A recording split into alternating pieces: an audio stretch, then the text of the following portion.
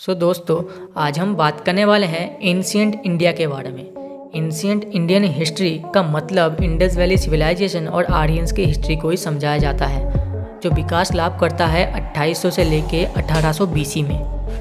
Ancient India को लेके बहुत सारे अननोन और इंटरेस्टिंग फैक्ट छुपी हुई है। आज उन्हीं में से कुछ इम्पोर्टेंट और इंटरेस्टिंग फैक्ट आपके सामने बताएंगे। सो प्लीज़ आखिर तक हमारे वीडियो में जुड़े रहिए।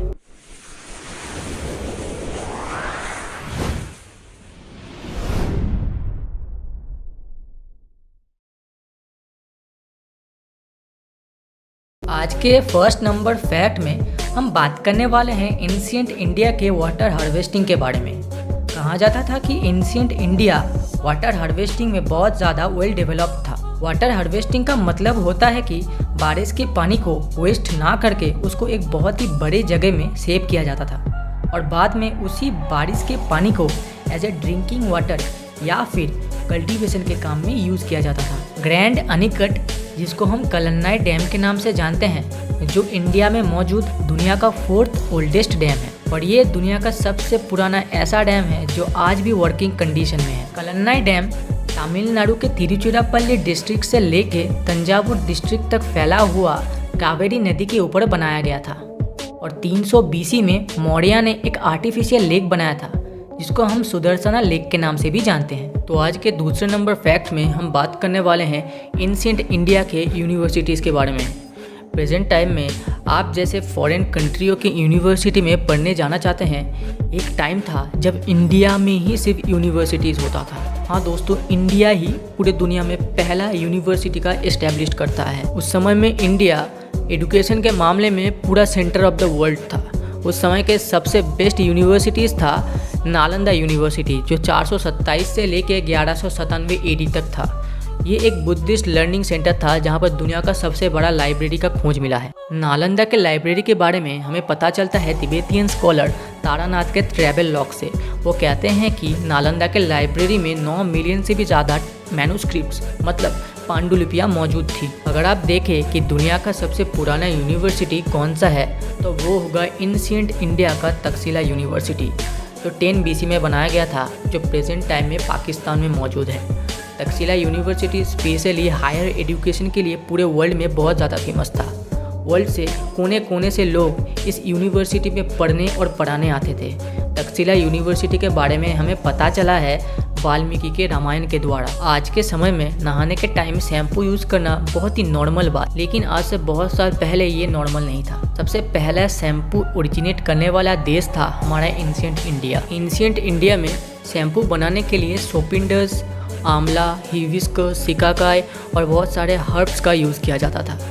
इन हर्ब्स और कंटेंट को एक्सट्रैक्ट करके निकला सॉल्यूशन को ancient Indian as a shampoo use करते थे।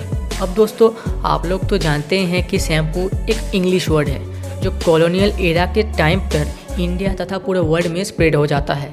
ये shampoo word Indian word shampoo से बनाया गया है, जिसका ओरिजिन है संस्कृत वर्ड छपयति का।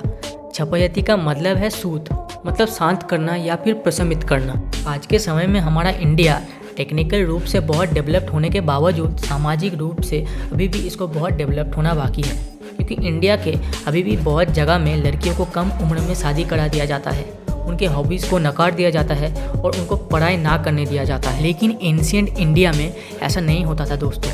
एंशिएंट इंडिया की वुमेन आज के टाइम के वुमेन से बहुत ज़्यादा एम्पावर्ड थी। हाँ दोस्तों, हमारे आज के 4 नंबर फैक्ट में हम बात करने वाले हैं वुमेन एम्पावरमेंट के बारे में, जो एंशिएंट इंडिया में चलता था। एंशिएंट इंडिया के वुमेन अपने लाइफ को किसी भी तरीके से जी सकती थी। आज के समय में जैसे छोटे उम्र में लड़की को शादी दिया जाता है, उस टाइम में मैरिजेबल एज के बाद ही लड़की का शादी होता था। और उस टाइम में तो और एक रूल था कि लड़की अपनी इच्छा से एक एलिजिबल मैन ऑफ ग्रुप से एक लड़के को चूज़ करके अपना हस्बैंड बना पाती थी। इस प्रथा को स्वयंवर प्रथा कहा जाता है। इस प्रथा में यूज़ किया गया संस्कृत शब्द स्वयं का मतलब है सेल्फ और वर का मतलब है ग्रूम। और दोस्तों, एंशिएंट इंडिया के वुमन अपनी शादी का डेट और वेन्यू भी खुद से ही चूज़ कर पाती थी। जैसे ही उसका डेट और वेन्यू चूज़ हो जाता था, तब वो अपने एलिजिबल हस्बैंड के गले में वरमाला पहना के इस शादी के सेरेमनी को कंप्लीट करती थी। आज के हमारे आखिरी और 5 नंबर फैक्ट में हम बात करने वाले हैं इंडियन स्लेवरी के ऊपर। स्लेवरी का मतलब होता है दो राज्यों में युद्ध के बाद जो राज्य हार जाता है उनके सेना को जीतने वाले राज्य के लिए जीवन भर काम करना पड़ता है, लेकिन वो एज ए वर्कर नहीं, एज ए स्लेव काम करते हैं। जीतने वाले राज्य इन स्लेव या फिर दासों के ऊपर बहुत सारे ब्रूटल और इंसेन एक्ट पास करते थे। इसी वजह से इन स्लेवों का लाइफ पूरी तरीके से हिल हो जाता था। इसी प्रथा को हम स्लेवरी के नाम से जानते हैं। एंशिएंट हिस्ट्री के किताबों से हमें पता चला है कि एक सिविलाइजेशन के लिए स्लेवरी बहुत ज़्यादा ज़रूरी है। वो एज ए वर्कर उस सिविलाइजेशन को डेवलप करने में बहुत ज़्यादा काम आती है। लेकिन क्या आप लोगों को पता है एंशिएंट इंडिया में किसी भी तरीके का स्लेवरी का प्रथा नहीं चलता था। इसके बारे में हमें पता चलता है एंशिएंट ग्रीक के महान हिस्टोरियन मेगास्थनीज के 4 बुक की माला द इंडिका में वो कहते हैं कि इंडिया में किसी भी तरीके का स्लेवरी का प्रथा नहीं चलता था। इंडिया में कोई भी आदमी अपने लाइफ को किसी भी तरीके से जी सकता था। इसी बात को कन्फर्म करते हैं और एक महान ग्रीक हिस्टोरियन एरियन अपने राइटिंग्स के द्वारा। सो दोस्तों, एंशिएंट इंडियन हिस्ट्री दुनिया में मौजूद सबसे ओल्डेस्ट और सबसे बड़ी हिस्ट्रियों में से एक है। इसी वजह से एंशिएंट इंडिया की हिस्ट्री के बारे में बहुत सारे अमेजिंग और इंटरेस्टिंग फैक्ट छुपी हुई है। इसी वजह से हम इसी फैक्ट को और इसी कंटेंट को लेके बहुत सारी वीडियो आपके लिए ज़रूर लेके आएंगे। और दोस्तों, अगर ये वीडियो आपको पसंद आया तो इसको लाइक एंड शेयर कीजिए और हमारे चैनल साइंस एंड फैक्ट्स को सब्सक्राइब करके बेल बटन को ज़रूर दबा लीजिए। Thanks for watching.